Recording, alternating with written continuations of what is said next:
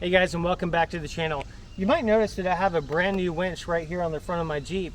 This is the EVO VR-10s from Warn. It's a very good winch. I recently had to replace my old winch, so I figured this is a really good time for me to go over one step that's really critical and a lot of people miss when they get a winch installed on their vehicle, and that is pre-tensioning the winch line. Now, it's really important that you do this because if you don't, you run the risk of ruining or crushing or overheating your synthetic line, and you don't want that when you go out into a real scenario. So let's get into it.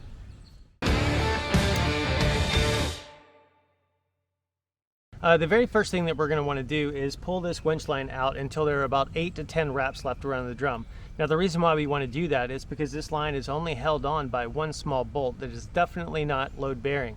So Warn recommends 8 to 10 wraps around the drum to pre-tension.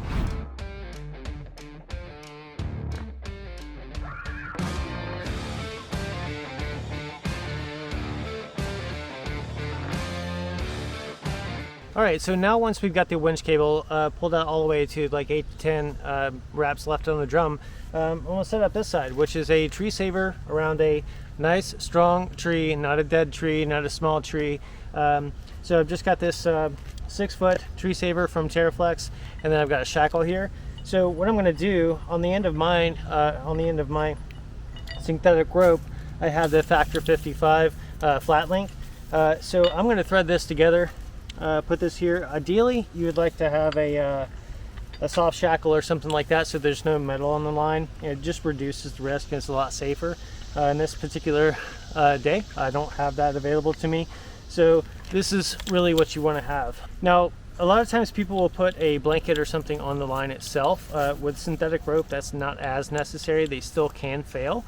However, it's very unlikely that that's going to happen to us today. So this is what we've got going on.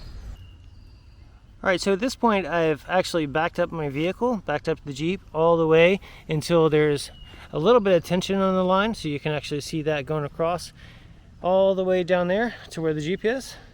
The vehicle is in park, it is turned off, and the emergency brake is pulled at this point. Okay, so in this scenario, I've actually got the vehicle in neutral with the handbrake pulled slightly so I get a little bit of rolling resistance.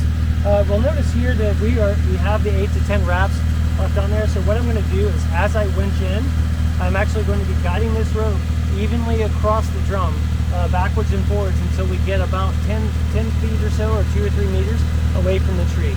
All right, so here we go.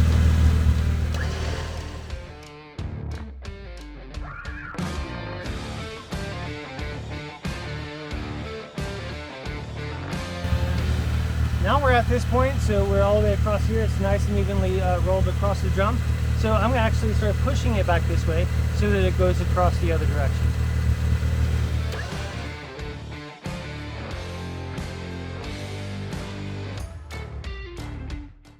Okay, so now we've got about 20 feet left to the tree, and what I'm going to do is I'm going to manually spool that in. I'm going to release the tension from the vehicle, so the vehicle's got to be in park. You can turn the engine on just to help save the battery, because I am still going to be using the winch regardless of if there's load or not. It's still going to be pulling the battery quite a bit. So I'm going to turn the engine on, and I'm going to release some tension from this line and just go ahead and spool in the rest of it manually.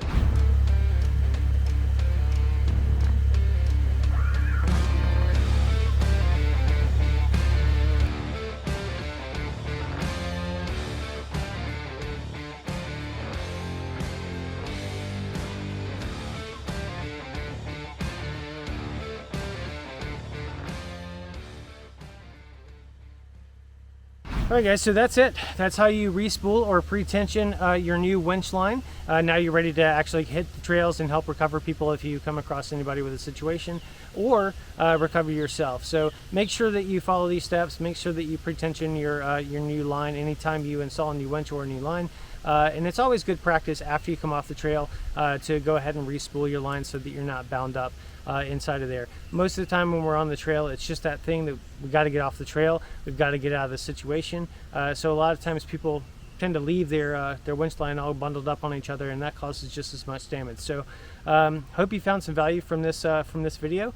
If you have any questions, be sure to comment below. Make sure to like, subscribe, all the fun YouTube-y things. But again, thanks for watching. Hope you're living life adventurously, and I'll see you on the trail.